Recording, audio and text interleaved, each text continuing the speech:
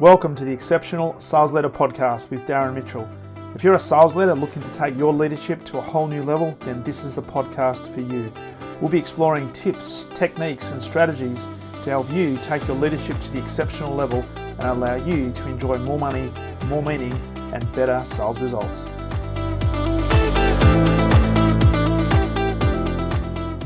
Welcome back to the Exceptional Sales Leader Podcast, and a very special welcome to a very special individual coming in all the way from Massachusetts in the US, sitting in what has been described as the children's room in her clinic. She is the founder of Somatic Integration Institute and Beacon of Hope Counseling. Helen Malinowski, welcome to the podcast. Hi, Darren. Welcome. Thank you so much for having me here. I really appreciate all of the effort that you put into this podcast and the value that you give to everybody. Everybody who's listening. So I'm excited to be here. Thank you, Helen. And as I just pressed record, as it happens, I started to have a coughing fit. I'm just going to have some water, but hey, this is an authentic podcast, so we don't edit this out. This is how we roll. I love that. I love that. Hey, I'm looking forward to this conversation. And as we're talking about just before we press record, I typically talk to guests around sales in sales leadership. And people listening to this might think, oh, you're talking to a person who's in clinical mental health space and clinics, and we're going to talk about burnout and things like that. Well, every single person on the planet is in sales. And what we're going to talk about today is some lessons from, I guess, your own journey and some principles about building a business, being influential, building a community, increasing your level of servitude to a marketplace that has direct correlation to sales. So with that said, I'd love you to just give us a little bit of, for the benefit of the listeners, the background of Helen Malinowski. What has led you to be, I guess, the creator of the Somatic Integration Institute? Talk about your business journey a little bit as well, but where did it all start and what was the catalyst for what you do today? Absolutely. And I will try to do this in the elevator pitch version. I'm Helen. I am the founder of Beacon of Hope Counseling and the Somatic Integration Institute. And I have been a social worker for the better part of 20 years and a clinician working one-on-one with clients for the better part of 15 years. And I have worked in a variety of different capacities, everything from medical case management to addiction treatment to trauma care. And in about 2018, I was working as a clinical director full time, and I was working part time in my private practice, and I was pregnant with my son, who's now 7. And I hit a point where I just realized I couldn't continue working the way that I was working, and something needed to change. So I left the stable clinical directorship job that had a regular, steady paycheck Yeah. and a lot of stress. And I made the decision to go full tilt into private practice, which was beautiful and wonderful and exactly what I needed, and allowed me to be present with my family in a way that I wasn't before, flexibility in my schedule. And then COVID happened and everything shut down, and the calls didn't stop coming. Everybody needed something, right? Everybody needed more help, more mental health. My kids were home. I was home. Suddenly I'm working on a screen. I'm not sitting in a room with another human being with a pulse and all of that wonderful, humanness. Yeah. And by that fall, I would say I was not in good shape. I remember sitting in my not my pediatrician's, but my kid's pediatrician in my doctor's office for my physical, and I'm sitting there, and wonderful doctor, and he looked at me and he said, Helen, and we work closely in this field. We've worked closely. We refer people back and forth, and he said to me, "You're burnt out." Mm. And I just sat there, and I remember sitting there thinking, I'm okay. Like, I've got this. I'm okay. I'm not burnt out. Everyone else is burnt out, but I'm not burnt out. And he was like, "No, you are. You're irritable. You aren't sleeping well. You're working way, way, way too much. Your priorities are starting to become skewed in terms of how you're spending your time. You're not taking care of yourself. Mm. And I had to take a step back and say, yeah, you know what? You're right. This is something that's real and that's serious. And then it required me to take a look at like what was I doing and what wasn't I doing and what Mhm. needed to change. And that was the beginning of the journey of me growing my group practice. I discovered somatic experiencing as a modality of treatment. I learned about nervous system regulation. And I began to recognize that the thing that I needed the most, and probably the thing that most of us needed at that time, was community. Yeah. We needed connection, we needed people. And so I built that very intentionally with Beacon of Hope Counseling. We now have 30. I just had an interview with someone, so hopefully 31. We have 30 clinicians and a strong administrative team, 3 different locations. We work with kids and adults and couples. And we are founded on this principle of community, that trauma work cannot be done in isolation, that we need one another and we need to be supportive of one another and uplifting of one another in order to do the work that we're meant to do.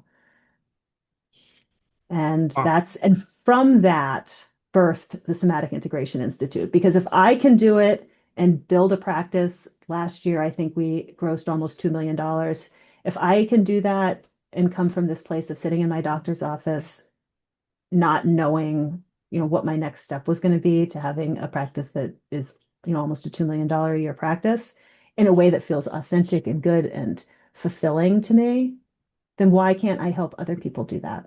yeah. And so that is where the somatic integration, that is the seed of the Somatic Integration Institute, that we should all have this opportunity to grow our business in a way that feels real and authentic and that is not causing us to burn out or Love that. become exhausted.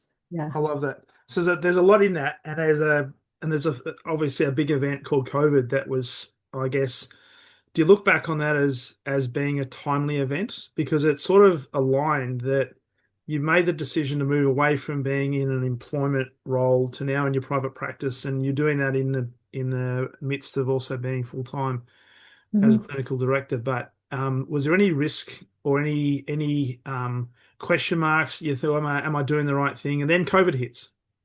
And then COVID hit. So I will say the one thing I know about myself is I do things whether or not I am questioning whether it's the right thing or not. I am driven by some sort of internal intuition that is hard to describe. I very rarely, I wouldn't say that I don't question myself, but I do feel very confident in my decisions once I make them. And for the most part, they have very much worked out for me. So I think that that is part of just being aligned Mm, with, or aligned and connected and aware and in tune with what your needs are and what your values are. yeah. And Yeah. even with that, I mean, even with that level of intuition and almost backing yourself, you are still sitting in the doctor's office Mhm. and he's looking at you and saying, Helen, you're burnt out, right? Yeah, I'm like, you're crazy. I'm not burnt out. I'm fine. Oh, yes, yes, yes. I think with that intuition comes a really strong drive. Yeah. And COVID was a time when there was so much need and it was very palatable. Like you could feel it when people called you, and it became very hard to say no. I Mm, don't have any more time in my schedule. I don't have any more space in my day. I would add a client at 7 o'clock at night, 8 o'clock at night. My kids are in bed. I can take on another client. They've gone to bed for the night. mm, And that that was a boundary, basically a boundary violation that I was doing to myself, mm. that was a huge contributor to the burnout, that I Yeah. didn't have this sense of time boundaries because I was so driven to meet the needs of others, which Well, is that's a what, problem in our field. well, it can be. And you mentioned before getting really clear on your values Mhm, and you're coming from a position of servitude, wanting to help a community and help people that are in need that are reaching out to mhm, you. And I'm not going to put words in your mouth, but no doubt there was probably a sense of obligation to these people that I could, I'm in a position to be able to help them. So Hmm. who am I to actually push them away, push them away in that situation, which can then lead to taking on too much and neglecting to Hmm. look after yourself. And neglecting to look after yourself. And it's interesting. I was just reviewing, we were building out our new onboarding process this past week. And in it, my HR director said, Helen, I really want you to take a video of yourself talking about your origin story and the mission of the organization and the values. And so we're going through this conversation to a computer of our values. And I realized that the values are the same values that I've always held, right? It's dedication, determination, compassion, integrity, all of the things that have driven me.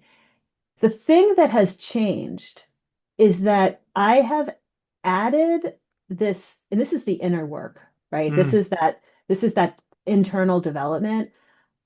I have added dedication to my clients, to my business, and to myself. mhm, Compassion for my clients, the clinicians that work for me, and for myself. So I've added this component where I have become a part of that service. My mhm. own needs, my own family's needs have become part of the service that I'm offering Yeah, when I'm of service to others. yeah, I love that. And so, talk to me about, and it'd be remiss of me because there might be people listening to this who don't know what somatic integration actually is. Sure. So, I'm happy to talk about that. Happy to talk about somatic. Well, soma is the body. And when we're talking about somatic psychotherapy or the integrate or somatic integration, what we're talking about is really connecting the mind, the psychology, the emotional experience that you have with what is happening internally. So there's a phrase called interoception. And interoception, so proprioception is when you're pulled over for drunk driving and the cops like, walk across the line and touch your nose. That's proprioception, right? That's where is my body in space. Interoception is the inner experience. Very mm, similarly, what's happening inside my body? Can I feel my heart beating? Do I feel tension in my muscles? Am I aware of kind of the depth of my breath or my how my the support of the chair around me? mm, That sort of that awareness, linking that with your emotional experience and then with your, you know, relational experiences is a really profound way to integrate in a holistic way how you engage with the world around you. mm. Yeah. So it's Somatic, really, yeah. yeah, go. I was just going to say somatic experiencing, which is the training that I did, was founded by Peter Levine, and his modality is very specific. Well, not very specifically, but his modality is really trauma work for people who have PTSD. And it allows this reconnection of the mind and the body that's broken Mm, when trauma happens. yeah. I think it's more broadly applicable. I think it can work with people who don't just have trauma. I think it can work with so many different situations that arise. Well, as you were describing that, Helen, I'm thinking the word that popped into my mind was presence. And Mhm. how many people, particularly today in a society which is so driven by what's on social media, instant gratification, there's almost like this detachment from reality. And Mhm. we've almost lost this sense of being connected and present just with another human being. And it's just being aware of all those sensory faculties that are in place at that particular moment and really Mhm. paying attention to it, right? Mhm. Versus, oh, you and I are having this conversation right now, but I'm now thinking about what I'm going to say in the next 2 minutes. So I'm not actually paying attention to you right now. But Mhm. that's where the gold is. That's where the goal is. How can I Yeah. be as present as possible? And that missing piece of presence is a huge component for the disconnection that people feel in their Mm, relationships. Kids feel it from their parents. I even had a dog trainer once talk about how if you're constantly taking out your phone when you're with your dog, they're eventually going to put the connection between you being on your phone with you not paying attention to them. And so if you then try to take a picture of them with your phone, they're not going to behave. I Yeah. was like, whoa, that's like children do the same thing because how many parents spend time on their phone when they Mm, because they're just overwhelmed and it's a way for them to feel detached from their own level of inner stress. mm. It's freaky. Yeah, As you're saying that, I've got a border creepy. collie, and whenever she wants some attention and I'm on my phone, I know to put my phone down because what she does is she'll sit with me and she'll paw me, right? And if I use Hmm. one hand, right, she'll keep pawing me until I do both hands because she wants the phone to be down, so the Hmm. fullest attention is given to her. So She's smart. I wonder who controls who in that relationship. The border collie is always in control. She is always in control. That is 100%. So Helen, I wanted to ask you as part of the transition away from being clinical director to now starting to build Beacon of Hope and then eventually setting up somatic integration. The transition you've gone through from being a clinical director to then being a clinician to now being in a position of leverage where Hmm. you now have a position where you can serve more people, add more value to the community. Hmm. And so your role has changed over the Absolutely. last few years. Can you talk to me about that transition and some of the lessons you've learned through that? Because there will be people listening to this who maybe not in the health space, but they're going through their own transition. And I wanted to ask you, has it been hard to let go? This has been hard to let go of. It's so interesting that you say this. I was in a group of peers, a coaching group that I'm a part of earlier today, and I've been part of it for a couple of years now. And we were looking back on the past year and looking ahead to the next year. And it hit me as I was reviewing my accomplishments basically over 2025 that this is a year where I feel like I can truly say I've stepped into the role of a leader. And I say that because I feel as though it's not just a sense of responsibility towards my organization and my clinicians and the community that I'm serving, but a sense of I fully feel like I can make the difficult decisions and hold boundaries and hold lines that need to be held, Mm, even when they're unpopular. And that's a shift that has taken a long time to come to. It's basically it's mindset work. yeah. It's mindset work. It's is it safe for me to stand my ground and say, this is the pay rate that we're able to offer? And be okay with someone saying, I'm not going to accept that. I'm going to take another job and saying, okay, you can take another job. Yeah. Or this is the number of hours that you need to be working in your current role. And for a person to not be happy hearing that. Mm. I, for the first time this year, realized it's okay for people not to be happy with the decisions that I'm making. And that is so freeing. Well, and was there a process looking back in that through that reflection that you went through, or did it organically happen through a number of, I guess, situations that you had to grapple with and move through? Mm.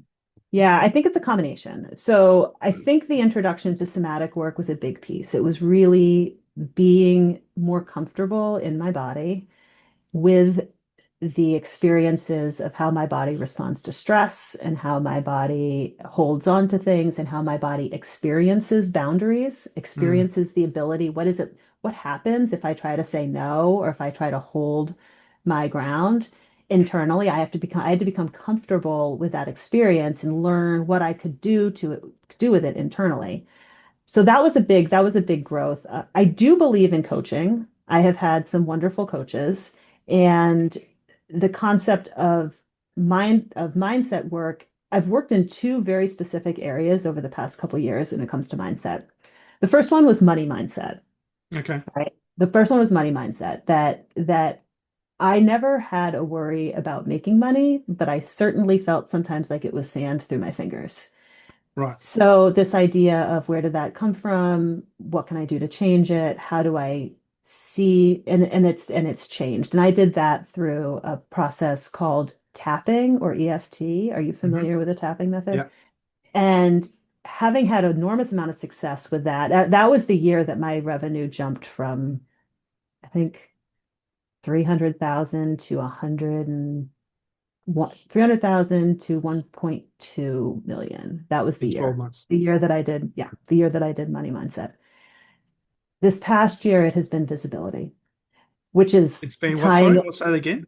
visibility. Visibility. It's Okay. been visibility, which ties into this conversation about sales. Yeah.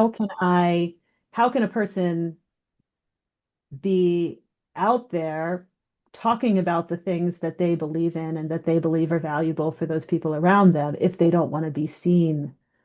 So it's not a compatible experience.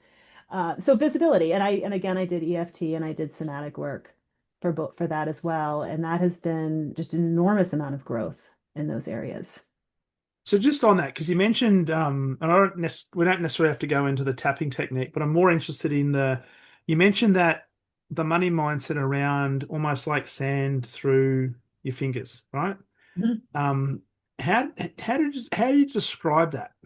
And was it the fact that you had no affliction to making money, but you just couldn't hang on to it, or was there's something behind it that there was an attachment or a meaning towards money that you've got to try and hoard it and not let it go? Well, I think it was almost the opposite that I could make the money. I had no problem making the money, but at some level, I didn't believe I deserved to have it. Right, So it was so I could make it, but then I would spend it because I right, didn't deserve to have it. And the fascinating thing was it was happening without my awareness yeah, until until I started seeing it. yeah, And once I started seeing it, it became this, oh, this is what's happening. This is what's happening. You don't, at some level, believe that you deserve to have this money. And mm, so, of course, you're not ever going to have money if you don't believe you deserve to have money, no matter how much money you make, right? It's all going to go somewhere.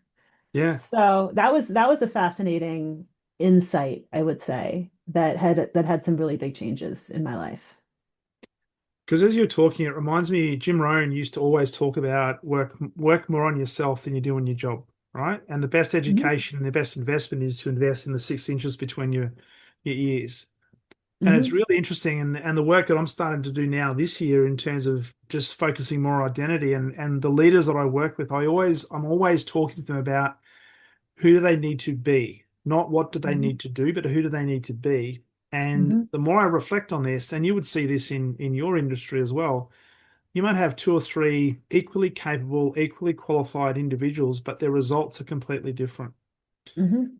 And that has a lot to do with their own identity and what they're thinking. And as you said before, some thinking I deserve to have this, and others thinking I don't deserve to have this, but they don't know why.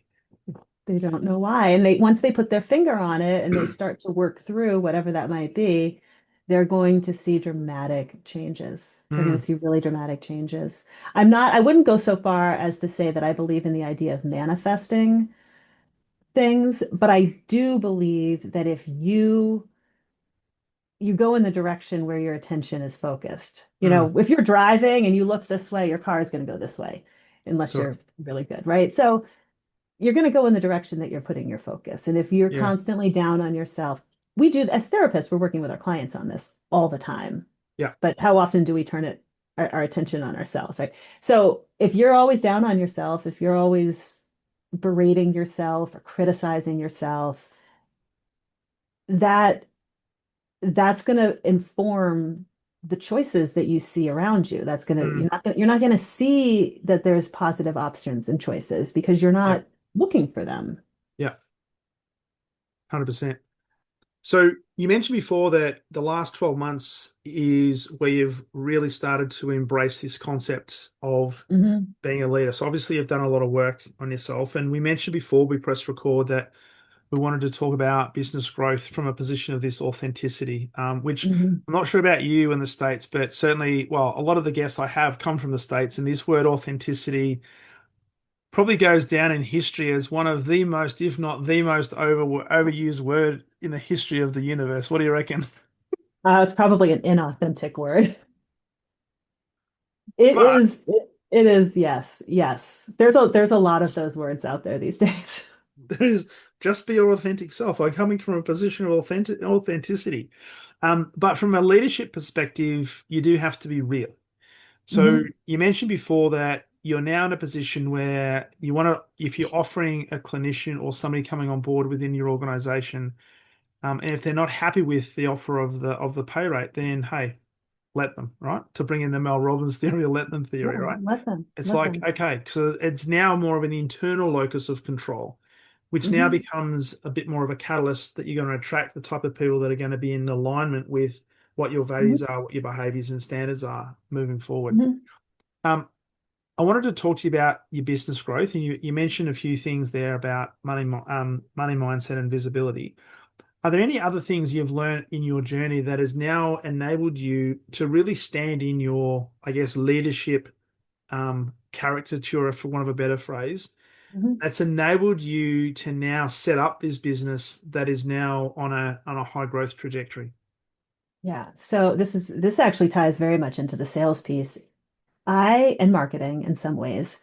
I think I don't want to speak to every therapist out there, but I think that there is a common feeling among therapists that the word marketing is some awful, awful word. I have reached a point that where I have embraced that marketing my business, marketing myself, selling what we have to offer is a service to the community. Mm, Because if I don't talk about it, if I'm not out there talking about it, saying, this is valuable, this is what we do, then people aren't going to know about it. And then they're not going to benefit from it. So it's selfish of me not to talk about it. It's become a complete 180-degree change in my attitude mm, towards the business side, towards the marketing, the sales, the development mm. element of my business. That's made a big difference. You mentioned something there very, very, I wanted to pick up on it. Selling is a service. Selling as a service. Yeah. And it's a bit of a cliche, but I've been using it for many years. And excuse me, that is, I always said that selling is the ultimate form of service. Hmm. And that if you have a solution to a problem, it would be remiss of you not to share with a community, with a person, with an organization, what that solution might look like. Now, Hmm. the key thing to think about is not every, and just you would see this, not every clinician is going to jump on board. Not Hmm. every patient, client is necessarily going to jump on board because they may not Hmm. necessarily be a fit. But I'm Correct. I'm not here to actually sell you. I'm here to give you an opportunity to make an educated buying decision. And if you don't know about us, then how can you possibly make an educated buying decision? 100%. 100%. And I've really been I am a learner. I am fascinated by new ideas and new techniques and new strategies. And I have really gone headfirst into trying to understand funnels and online marketing and what that all looks like and these ideas of A/B testing. And I find it to be so interesting and so fascinating to really look at what can I offer through those means. What can I offer to people who may never buy from me? Mm, They may never engage me in never connect with my services. But it yeah, doesn't mean that I don't have something valuable to offer them that's going to benefit them. I think yeah, back over the years on the people that I or the organizations that I've brushed up against, and maybe I and haven't necessarily bought something from them or engaged in their services, but I've still learned something from them. And that's yeah. been part of my trajectory. And I value that. I'd like to be part of that, for other So people. yeah, so the detachment theory is really important there because there'll be there's salespeople out there. There are probably people in the health industry, pharmaceutical industry that say, you know what, I've got to make sure that every customer I talk to, there's an opportunity to close them, right? And Hmm. sometimes they do that because they're under pressure to hit a number, which is very much self-focused or organization focused, rather Hmm. than thinking about how can I be of service to an organization? How can I be of service to a community, to an industry? Hmm. And how can I get my name out there so that I've got a reputation of and credibility? Hmm. Understanding, of course, and this would probably still apply in your industry as well, there'd be only a small percentage of people that are ready to make a decision right now. And Hmm. there's a filtering process that they come through. So when you actually talk to them, they may well be a high percentage in that ready to buy now because they're in a Hmm. mental space to be able to do that. Because it might Hmm. take a lot of effort for them to pick up the phone and make contact because it's like I'm now crossing over the threshold and acknowledging perhaps that I need some help. All right. Absolutely.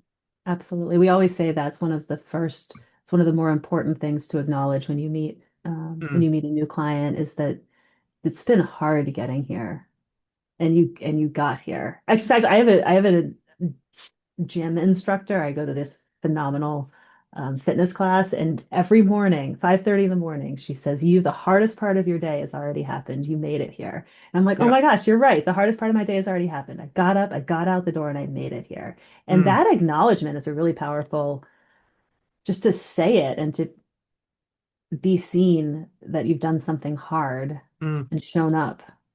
Yeah. So with that, because the detachment is really important, I wanted to sort of connect that now with you as the leader of the organization and the example that you set. And you mentioned before that the last 12 months is the first time you've really embraced this thing of leadership. How important and how intentional now are you in terms of the behaviors that sit underneath the values? Mhm. The things you do, the I guess being present with not just the clinicians, but everybody within the organization and also patients you probably still see as well. How important is that role from a role modeling point of view? And how important is that in terms of connection to the growth of your business? Well, it's critical. It's critical when you are in a leadership role. A good example, when we have someone who's maybe given notice unexpectedly, for example, and you hear that, and as a human being and as a business owner, there's sort of this drop in the pit of your stomach. I wasn't expecting this. I'm so disappointed. I'm so frustrated. Why didn't they communicate? All of these thoughts and all of these feelings come up with that. Mm, But that doesn't do anybody any good to hear from me, right? That doesn't, I can go home and talk to my husband about that. yeah. But anyone in my organization, they don't need to hear that. As much as,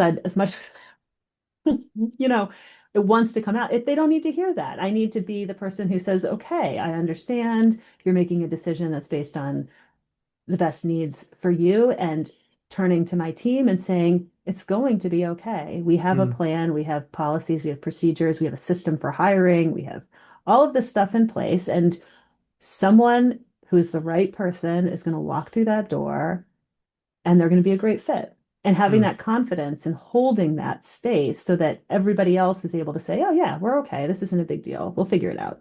mm, That's critical. I think we do the same with our, as clinicians, we often do it the same thing with our clients, that we're holding a space of I don't even want to use the word safety, but we're holding a space for our clients that they aren't necessarily able to hold yet themselves. mm, And we exist there and we show them this is possible. I believe in it. I believe in that you can do this and we can get there. And until you're ready, I'll be here. mm. You know, just confident that we'll get there when we're ready to get there. Yeah. Yeah. And it's the example you continue to set and I guess the standards that you hold yourself to that Mhm. it's not about talking a good talk because you mentioned before you've been asked to do some videos and talk about your origin story and talk about your values.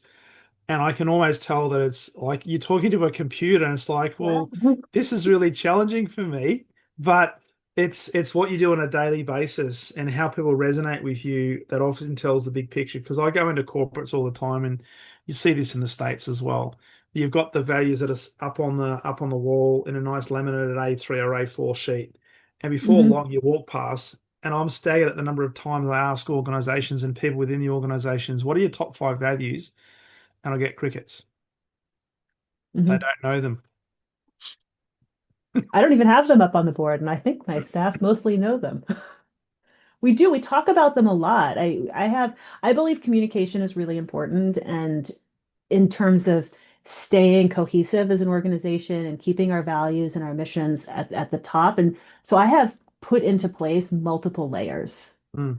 to make sure that we're staying cohesive, that we're communicating, that people feel like they're a part of a community, a cohesive community, even if they work in different locations or work from home and don't see people every day. Yeah. We do weekly group supervisions, we do individual supervisions, we do administrative meetings. Everything's very set. Quarterly, all staff meetings. We had a beautiful in-person retreat in October. I mean, it was only 5 or 6 hours. It was a day, 1 day retreat, but it was just to get everybody together in this, as many of us as possible, into the same space and to Mm. talk about things like our values and how do we embody them and, play some games and have some fun and do some yoga. It's awesome. It's awesome. Well, that's the other question I wanted to ask you about. Not so much the yoga, but Mhm. in terms of being able to build an organization and the retention. So Mhm. not just the engagement, but the retention of staff. Mhm. Um, if it's anything like Australia, the medical fraternity has a high level of turnover in terms of people. Could be a number of different reasons. What are some things that you've created from a cultural point of view that says to people, you know what, this is a good place to work. I like being here because of not just who I am, but who I can be and how I'm Mhm. respected. Is there any specific things you've actually put in place that has enabled you to have such a high retention rate? I would say probably it's our supervision structure. It's that trickle down. I believe, I'm at the top of that pyramid, as it were, and I very much hold a high level of belief in my staff and allow them a lot of autonomy. And that goes to my clinical director, and the clinical director diffuses that to the supervisors, and the supervisors diffuse that to the clinicians. And then we have these connecting points where we're talking about this kind of stuff, and people have an opportunity to give. We have a quarterly meeting next week, and I sent out our newsletter earlier this week. And in it, as I always do, there's a survey, a link to an anonymous survey. Just what do you want to say? Mm, What do you want me to talk about? What is not being said that needs to be said? And just having that loop of communication and that sense of trusting and respecting that people know what they're doing, but also providing oversight, mm. not micromanaging, but also paying attention to what's happening. There's a balance there, I think, that needs to happen where you're not telling people what to do or how to do it. You trust that they're professionals, they know what their job is. And I'm here to just keep an eye on things and be your backup and be your Yeah. support and come ask me if you have any questions. Yeah. And that's not to say you don't get involved in certain things when you need to, Mhm. but being able to, I guess, work on the business, but also have all the bits of the business in place with Mhm.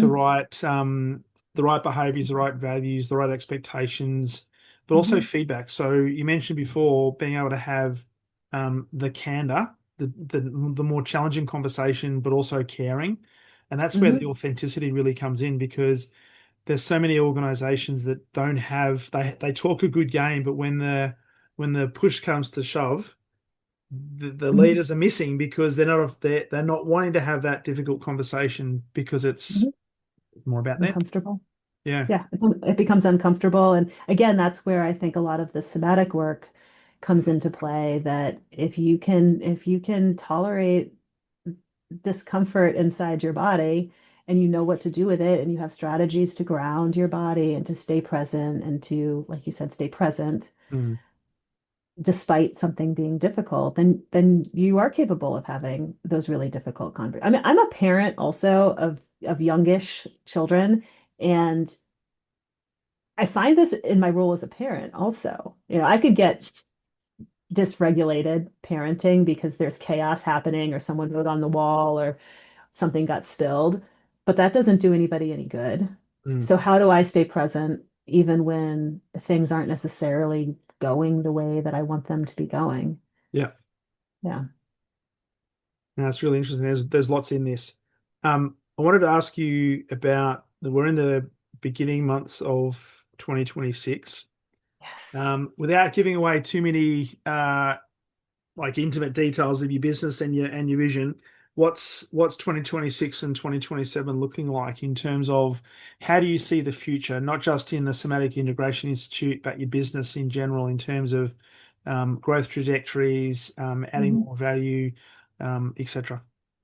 Yeah, it's a great question. In terms of Beacon of Hope Counseling and Kairos, which is the group practice, I am really focused on we recently expanded into the school system, so we're providing school-based counseling now. That is new in 2025. So establishing that program is a big focus for 2026. It's a much needed service to access kids where they are, so they don't have to be limited to after school hours for therapy or dependent on transportation or all of the other barriers. So that in terms of my group practice is a big focus for 2026. I am very comfortable with where we're at revenue wise. I will probably grow, but I am not in a intentional Mm, growth phase. In terms of the Somatic Integration Institute, it is converting all that I have done with myself and with my own business into a process that draws other practitioners and other group practice owners into a similar position where they can grow their business in a sustainable and non-burnout kind of way.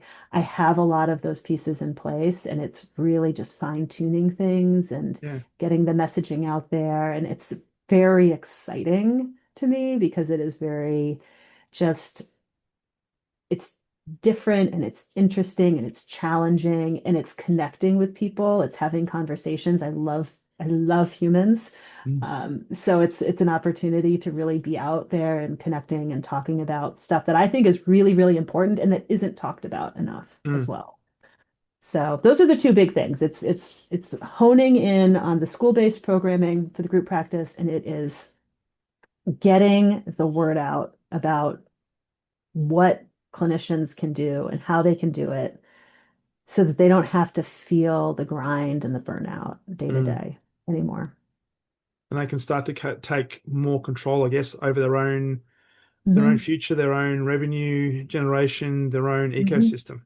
Yeah, And they've exactly. got systems and processes to be able to follow and tap into. Absolutely. Love that. Absolutely. Love that. Absolutely. And they can work on their own, identifying those mindset pieces and what's holding them back and belief systems and all of Yeah, that. Yeah. brilliant. Hey, Helen, it's been a phenomenal conversation. Thank you so much for jumping on. For people who are listening to this, and there's a stack of people in the US that listen to this podcast, where is the best place for them to connect with you and to learn more about what you do, both at Beacon of Hope Counseling, but also the Somatic Integration Institute? Absolutely. So you can find me at Somatic Informed Therapies on Instagram. DM me. We have some really phenomenal resources in our free resources in our profile. And for listeners today, I do have a special offer because you do offer so much to all of your listeners. I want to try to give something back. So, Sure. and this might not apply for everybody, but for those of you who are interested in it, it's called flourishingpractice.org/exceptional sales. And so specifically for your listeners, they will get our flourishing practice system, which is a burnout assessment that will tell them where they're at and what they can do about it. They will get a practice energy audit, which is a way to look at how they're spending their time and where they can get time back in their week. Yep. And they will get a series called the Sustainable Practice Series that looks at the nervous system strategies, how to regulate in the moment, and how to apply those in a way to grow your business. So I think it's a really high value program that is normally something I sell, but for listeners here today, they'll be able to access that at flourishingpractice.org/exceptional sales. Brilliant. Thank you. That is very kind of you. I'll put both of those in the show notes and certainly encourage people to firstly connect with you, but Hmm. also take advantage of that because I think it's whether you're running a business or running a sales team within a business, I'm sure there's lots of stuff in there that they can tap into Absolutely. and use to leverage and become better in 2026. Helen, it's been Absolutely. an absolute pleasure having you on the podcast. If there was one uh, piece of guidance, piece of advice, piece of wisdom that you'd like to leave listeners with as we Mm. embrace the big new year, what would that be? Mm. I would say that I would advise people or invite people to prioritize the time they give themselves to just be and allow things to percolate. That Yeah, we can't be going all. It's like a stretched rubber band. You can't be a stretched rubber band all the time or you're going to snap. It's okay to just be and then schedule that if you need to schedule that, but rest is important. it is. Yeah. I think that is very timely advice for a lot of Mhm. people, particularly here in Australia. We're into the new, well, it's a new calendar year, but not a new financial year. But this is a time that a lot of people do take some time off. But even then, there are people that are just busy, busy, busy, busy, busy. All the But time. just take some time to be. I love it. Mhm. Love it. Yep, absolutely. Great, Thank you, Darren. great advice. Thanks, Helen. Have a phenomenal 2026, and I look forward to following your journey. Absolutely. Take care.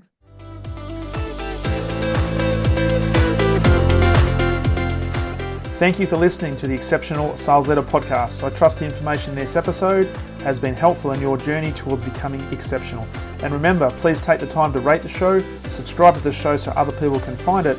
But also, if I can help you, jump on my calendar, go to leadwithdarren.com and let's have a conversation about how I can help you along your journey to being exceptional.